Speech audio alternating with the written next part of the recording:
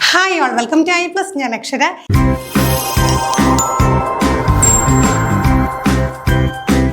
Category 1 and 2 psychology questions നമുക്കൊന്ന് workout ചെയ്താലോ. 1 and 2 question എന്ന് പറയുമ്പോൾ തീർച്ചയായിട്ടും മറ്റ് കാറ്റഗറിയിലുള്ളവർക്ക് ഉപകാരപ്പെടുന്നതാണ്. പിന്നെ 1 and 2 കാറ്റഗറിയിൽ പഠിക്കുന്നവർ കുറേ പേര് മലയാളം ഫോക്കസ് ചെയ്ത് പഠിക്കുന്നതുകൊണ്ട് ക്വസ്റ്റ്യൻസ് മലയാളത്തിൽ ഇല്ലേ എന്ന് പലപ്പോഴായിട്ട് നമ്മുടെ വീഡിയോസിൻ്റെ താഴെ കമൻറ്റ് ചെയ്യാറുണ്ട്.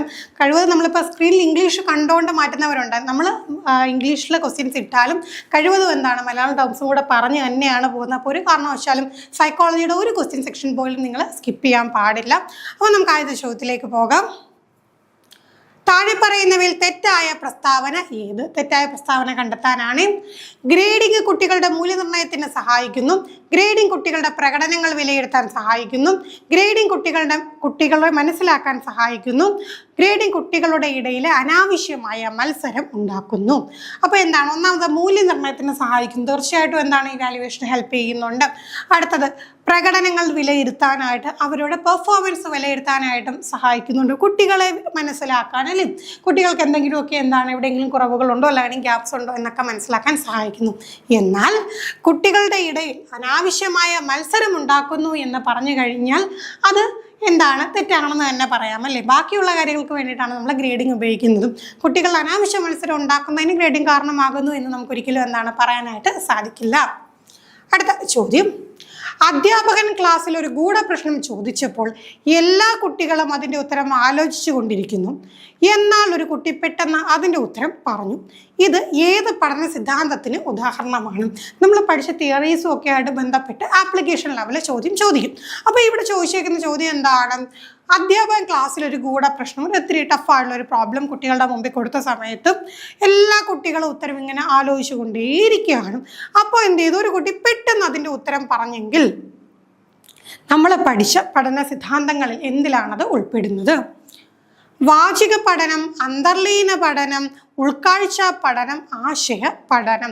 അപ്പം നോക്കിക്കേ, ഇത്തരത്തിൽ പെട്ടെന്നൊരു ആശയം കുട്ടിക്ക് അത് പറയാൻ സാധിച്ചു എന്നുണ്ടെങ്കിൽ, ഒരു ഉത്തരം പറയാൻ സാധിച്ചെങ്കിൽ ആ കുട്ടി എന്ത് തരം പഠനം അവിടെ നടത്തിയിട്ടുണ്ട്? കുട്ടിക്ക് ഉൾക്കാഴ്ച പഠനമുണ്ട്. ഇൻസൈറ്റ്ഫുൾ ലേണിംഗ് എന്നുള്ള തിയറി നമ്മൾ പഠിച്ചതാണ്.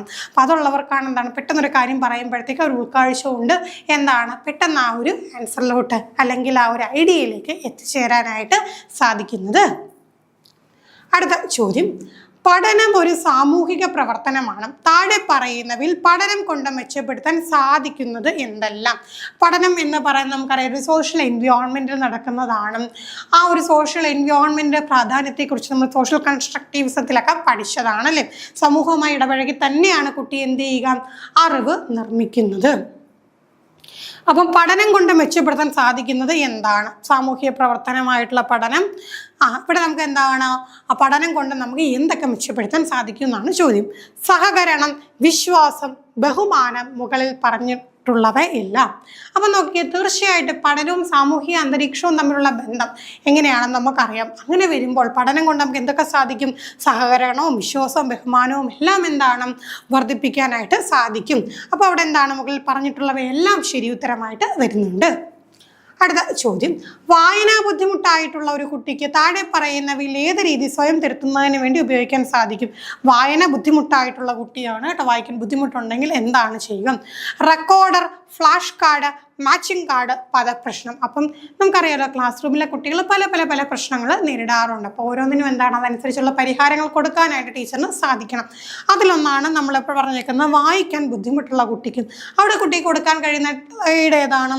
റെക്കോർഡറാണോ, ഫ്ലാഷ് കാർഡാണോ, മാച്ചിങ് കാർഡാണോ, പദപ്രശ്നമാണോ? വായിക്കാൻ ബുദ്ധിമുട്ടുണ്ടെങ്കിൽ അത് കേട്ട് പഠിക്കുമ്പോൾ എന്ത് ചെയ്യാൻ പറ്റും?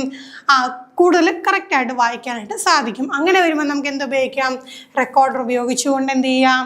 ആ ഒരു പ്രശ്നത്തിന് കുറച്ച് പരിഹാരം കണ്ടെത്താനായിട്ട് സാധിക്കും. അടുത്ത ചോദ്യം. മാസ്ലോയുടെ ആവശ്യങ്ങളുടെ ശ്രേണിയിൽ മൂന്നാമതായുള്ള തലത്തിൽ വിശദീകരിച്ചിട്ടുള്ള ആവശ്യം തിരഞ്ഞെടുക്കുക. മാസ്ലോവിൻ്റെ ആവശ്യങ്ങളുടെ ശ്രേണി, ഹൈറാർക്കി ഓഫ് നീഡ്സിൽ മൂന്നാമതായിട്ട് എന്ത് വരുന്നു എന്നറിയണമെങ്കിൽ തീർച്ചയായിട്ടും 5 ആവശ്യങ്ങൾ എന്തൊക്കെയെന്ന് കൃത്യമായിട്ട് അറിയണം. നിങ്ങൾ ആ ഒരു ടേബിൾ, ആ ഒരു ഇമേജ് ഉണ്ടല്ലോ, അത് വരച്ച് തന്നെ പഠിക്കണം അല്ലേ. ശാരീരിക ആവശ്യം, ആദരിക്കപ്പെടാനുള്ള ആവശ്യം, സ്നേഹിക്കാനും സ്നേഹിക്കപ്പെടാനുമുള്ള ആവശ്യം, സുരക്ഷിതത്വത്തിനുള്ള കൊടുക്കാനുള്ള ആവശ്യം. പെട്ടെന്ന് കേൾക്കുമ്പോൾ എന്താണ്, എല്ലാം മാസ്ലോയുടെ ശ്രേണിയിലുണ്ട്, മൂന്നാമത് വരുന്ന ഏതാണ് എന്ന് ചോദിച്ചു കഴിഞ്ഞാൽ തെറ്റാൻ പാടില്ല. മൂന്നാമത് വരുന്ന എന്താണ്, സ്നേഹിക്കാനും സ്നേഹിക്കപ്പെടാനുമുള്ള ആവശ്യമാണ് മാസ്ലോയുടെ ആവശ്യ ശ്രേണിയിൽ മൂന്നാമതായിട്ട് വരും. അപ്പം നിങ്ങൾ എന്ത് ചെയ്യുക, തീർച്ചയായിട്ടും പഠിച്ചു വെക്കുക കേട്ടോ. ഇങ്ങനെയാണ് ആ ഒരു ശ്രേണി വരുന്നത്. അത് എവിടെ നിന്നാണ് കണക്ക് കൂട്ടേണ്ടത്, താഴെ നിന്ന് കേട്ടോ. 1, 2, 3 ഇങ്ങനെ വേണം കണക്ക് കൂട്ടാൻ, തിരിച്ചു കൂട്ടാൻ നിൽക്കരുത്. താഴെയിൽ നിന്ന് മുകളിലോട്ടാണ്. ഭൗതികം, സുരക്ഷിതത്വം, സ്നേഹം, ബന്ധങ്ങൾ, ആദരം, വ്യക്തിത്വം. ഇതിന് അകത്ത് വരുന്ന എന്തൊക്കെയാണെന്ന് നിങ്ങൾക്ക് അറിയാം. ജസ്റ്റ് ഒന്ന് ഓടിച്ച് പറയാം. ഭൗതികം എന്ന് പറയുമ്പോൾ നമ്മുടെ ഫിസിക്കൽ ആയിട്ടുള്ള ആവശ്യങ്ങളാണ്. ശ്വസനം, ആഹാരം, ജലം, ലൈംഗികത, നിദ്ര, വിസർജനം ഒക്കെ എന്താണ്, ഭൗതികമായിട്ടുള്ള ആവശ്യങ്ങളാണ്. അത് സാറ്റിസ്ഫൈ ചെയ്ത് കഴിഞ്ഞാൽ അടുത്ത ലെവലിലോട്ട് പോയി അവിടെ എന്താണ്, സുരക്ഷിതത്വം, സേഫ്റ്റി, ശരീരം, ഉദ്യോഗം, വിഭവങ്ങൾ, ചരിത്രം, കുടുംബം, ആരോഗ്യം എന്നിവയുടെ സുരക്ഷിതത്വം എന്നതാണ് എന്താണ്, സേഫ്റ്റി നീഡ്സിലോട്ട് വന്നു. ഫിസിക്കൽ കഴിഞ്ഞാൽ സേഫ്റ്റി.